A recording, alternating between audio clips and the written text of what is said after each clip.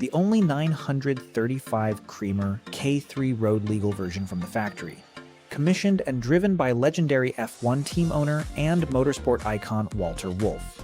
Extensive technical restoration costing over €150,000 by Kremer Racing. Original condition of the interior and exterior. Kremer Racing is one of the most significant private racing teams in German motorsport history and played a particularly important role in shaping the golden era of endurance racing in the 1970s and 80s. Founded by brothers Erwin and Manfred Kremer,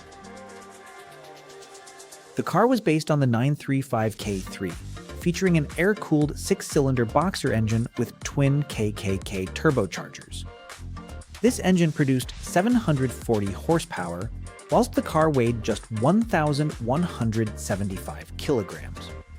Power was transmitted to the rear wheels via a 4-speed inverted gearbox, technically identical to the race car.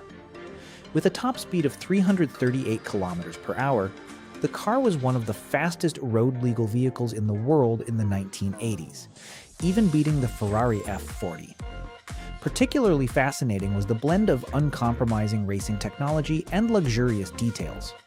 Whilst the chassis, aerodynamics, and engine were almost entirely derived from motorsport, the vehicle was fitted with leather upholstery, a high-quality audio system, and numerous bespoke modifications in line with Walter Wolf's vision, such as powered windows.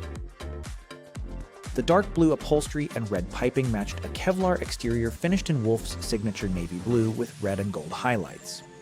After taking delivery, Wolf had the original audio system upgraded to an elaborate 16 speakers set up by Car Plus driver in Hamburg.